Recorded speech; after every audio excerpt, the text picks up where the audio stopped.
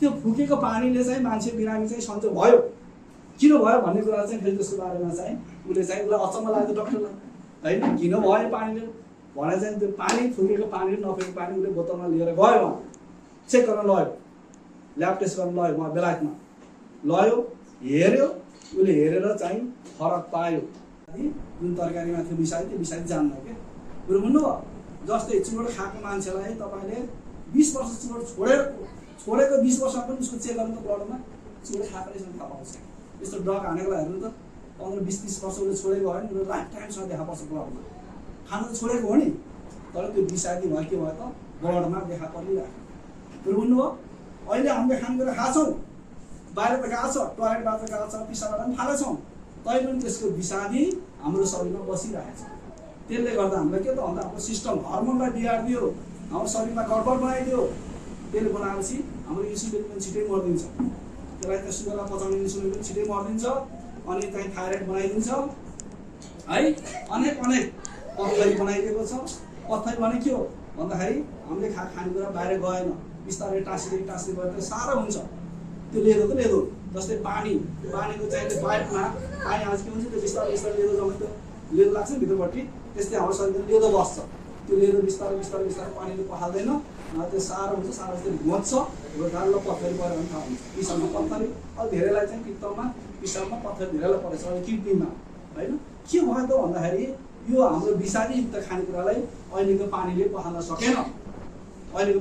सकेन त्यसै कारणले अहिले के त भन्दा हामीलाई साइन्सले विज्ञानले के भयो भन्दा नयाँ टेक्नोलोजी नयाँ चाहिँ प्रविधियुक्त अब हामीलाई यस्तो किसिमको फिल्टर पनि ल्याइदिएको छ त्यस कारण यो फिल्टरको अब हामीले प्रयोग गर्न जरुरी छ जुन हामीले चाहिँ अहिले पहिला भनिन्थ्यो नि पहिला बाबाले त्यही पानी खाएर ठिकै थियो होइन पहिला ठिक थियो हो पहिला खानेकुरा ठिक थियो नि त खानेकुरा अर्ग्यानिक थियो विषादी केही थिएन सबै घर बनाएर खाइन्थ्यो सबै ठिक थियो त्यही पानीले पनि काम गर्थ्यो भ्यापुता खेलेको पानीले पनि काम गर्थ्यो राम्रो थियो फ्रेस थियो तर अहिले त्यही पानी के भयो त भन्दाखेरि हाम्रो लागि त्यो पानी हामीले खान पाइएको छैन पहिला बुढाबुढीले भनेर सुन्नुहुन्छ तपाईँहरूले बासी पानी नखा भन्थ्यो किन भनिहालेछ हामीलाई थाहा भएन अहिले थाहा भयो त्यो त साइन्सले चाहिँ चेक गरेर हेऱ्यो पानीको 24 घण्टापछि पानी आफै मरिरहेको रहेछ त्यो पानी त खाने मात्रै त्यो पानी तागतै हुँदैन केही पनि हुँदैन पहिलाको पानी हेर्नुहोस् त खाँदा कस्तो तागत आउँथ्यो मान्छेले चाहिँ हातले पानी त्यही डाँडामा गएर चाहिँ मुखको पानी खाएपछि फेरि कति गोरु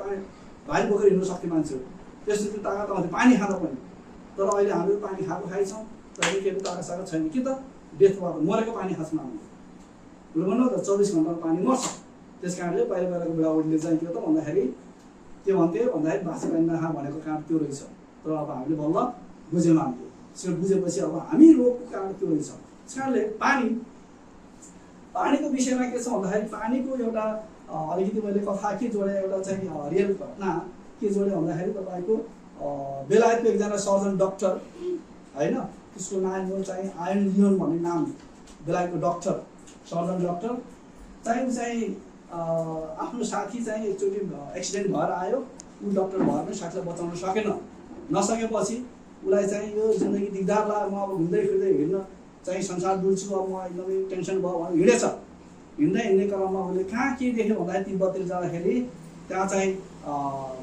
लामा बौद्धिस्ट लामा भोटे लामाहरू हुन्छ नि गुम्बा बस्ने लामाहरू हुन्छ नि हो त्यो लामाहरूले चाहिँ पानी फुकेर मान्छेलाई खुवाउने मान्छे बिरामी भएर जाने पानी फुकेर खुवाउने अनि मान्छेलाई सन्चो भएछ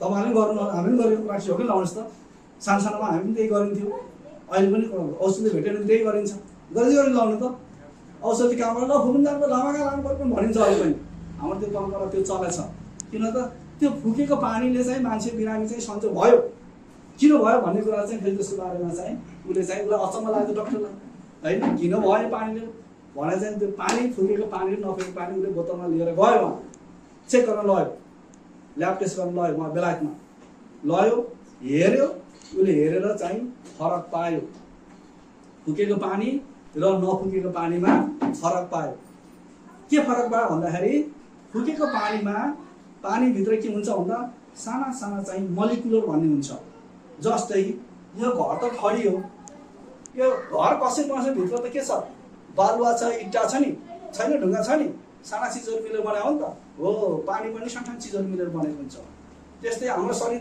भयो, शरीरभित्र के छ? सानो सानो कोष, इङ्ग्लिसमा सेल भन्छ, त्यो सानो सानो चिजहरू मिलेर बनेको छ क्या। त्यस कारणले उसले पनि पानीमा त्यस्तो भित्र सानो सानो चिजहरू चाहिँ मिलेर बनेको चिजमा फरक पायो, स्ट्रक्चरमा फरक पायो। त्यो के फरक पायो भन्दाखेरि त्यो फुकेको पानी चाहिँ त्यस्तो किसिमका सानो सानो चिजहरू चाहिँ एकदम मिलेर अङ्गुरको झुप्पो जस्तो भएर बसेको रहेछ हेर्दाखेरि, माइक्रोस्कोपमा हेर्दाखेरि, ल्याबमा हेर्दाखेरि। तर नफुकेको पानीमा के त भन्दा एकदम छिद्रबिल्लो भएर बसेको भेट्ला बुझ्नु त? बुझ्दै हुनुहुन्छ नि मलाई कुरा होइन? सुन्नु हुनुहुन्छ नि होइन?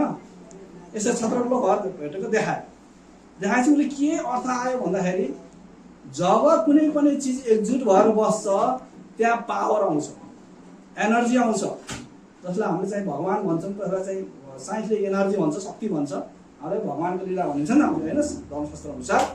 त्यस्तै त्यो एक ठाउँमा भइसकेपछि के भयो त? एनर्जी आयो, पावर आयो क्या। अनि त्यो के भयो भन्दाखेरि जस्तै एउटा चाहिँ घरको चिज उचाल्न मैले मात्रै एक्लै सक्दैन नि त, दुईजना भयो भने उचाल्न सकियो, पावर जोड्यो, मिलेर भयो नि त, पावर आयो नि त, दुईजनाको पावर, तीनजनाको पावर, छजनाको पावर। त्यस्तै पानीको पनि एकदम छिट्रेर बसेपछि उसले एक ठाउँ ल्याउँदैछ, पुगेपछि एक ठाउँमा आउँदैछ, अनि पावर आयो त्यहाँ। त्यो पावर हामीलाई खुवाइदियो, बिरामीलाई खुवाइदियो। हाम्रो शरीरमा कति पर्सेन्ट पानी हुन्छ? कति पर्सेन्ट? 70% पानी हुन्छ हाम्रो शरीरभित्र पनि। 30% त हाडको जम्मै हाड छाला मात्रै हो। त्यो पानी निकाल्दिनु त हाम्रो त्यो भकुण्डोको हावा निकाले जस्तो खुत्रुक्क भइन्छ। 70% झिल परेको शरीर हो हाम्रो पानी। त्यस कारणले जब बिरामी हुँदाखेरि हाम्रो शरीरको पानी पनि बिग्रिया हुन्छ। हेर्नुहोस् है, उसले फुकेर तन्त्रमा गरेर त्यो चाहिँ राम्रो पानी शरीरलाई खुवाइदियो, खुवाइदिएर अनि चाहिँ छापिदियो, कुचुले हानिदियो, अनि त्यो पानी खुवाइदिएपछि त्यसले पनि हाम्रो 70% पानीलाई ठिक बनाइदियो। बिग्रेको पानी ठिक बनाएपछि हामीलाई एनर्जी आयो, पावर आयो, त्यसपछि मान्छे कडा अवस्था भयो, त्यसपछि अरू चाहिँ रोगसोग आयो, खै म त ठिक भयो भन्ने हुन्छ मान्छे। त्यस कारणले पानीले के गर्छ भन्दा के भयो भन्दा जब फुक्दाखेरि पानी चाहिँ के भयो त? राम्रो भयो, मिलेर बस्यो भने जापानी बहिनीले के पत्ता लाग्यो भन्दाखेरि पानीले त हामीले भनेको कुरा सुन्छ, हामीले भनेको कुरा सुन्दो रहेछ भन्ने कुरा पत्ता लाग्यो। पत्ता लगाएर हेऱ्यो, म्युजिक बजाइदियो एक ठाउँमा चाहिँ त पानीलाई राम्रो त एकदम ठिक छ सही भनेर राख्यो, एक ठाउँमा त पानीलाई गाली गर्यो, अनि त्यसलाई चाहिँ के अरे चिसो बनाएर फ्रिज बनाएर हेऱ्यो। हेर्दाखेरि चाहिँ जुन पानीलाई राम्रो भनेको छ त्यो पानी झलल्ल बलेको देखियो कि जमाएर हेर्दाखेरि, जुन पानीलाई गाली गरेको छ त्यो पानी एकदम कालो धमिलो भयो। त्यसमा पानीले हामीले भनेको कुरा सुन्छ भनेर पढाइदिनु भयो के, बुझ्नुभयो? त्यस कारणले मान्छेको शरीरमा पनि 70% पानी हुन्छ। तपाईँले गाली गर्दा उसको पानी बिग्रिन्छ, खर्बलिन्छ, अनि के हुन्छ? उसलाई रिस उठ्छ, अनि बिरामी पर्छ मान्छे। तपाईँले देख्नु कोही कोही मान्छेहरू एउटा चाहिँ एकदम नराम्रो गाली गर्दा सुरु पऱ्यो भने उसलाई बिरामी भएर बस्छ, डिप्रेसन हुन्छ, मर्छ, कोही झुन्डेरै मर्छ, बिखाएर मर्छ। किन? उसको शरीर बिग्रियो, पानी बिग्रियो। त्यस कारणले यो पानीलाई चाहिँ ठिक बनाउनु पर्छ। लामा पनि के गर्छ? पानी पुग्दाखेरि के भन्छ उसले? लामाको मन्त्र मैले सुनेको, खोजेर राम्रोसँग सोधेँ, उसले के भन्छ? लामाले पानीलाई पुरै चाहिँ यो देवी देवताको नाम भक्कलेर उसलाई बोलिरहेको हुन्छ। हे चाहिँ माता यता परमेश्वर उता के भनेर कहाँको देवी फलाको देवी भयो, फलाको देवी भन्दै उसले चाहिँ पुरै पानीलाई सुनाउँछ, राम्रो कुरा सुनाउँछ। सुनाएपछि पानी एकदम खुसी भएपछि पानी के हुन्छ? एकजुट हुन्छ, त्यही पानी खुवाइदिनु भनेपछि पानीले हामीले भनेको कुरा सुन्छ। त्यस कारणले हाम्रो शरीरमा 70% पानी छ, पानी बिग्रियो भने के हुन्छ? हामी बिरामी हुन्छ।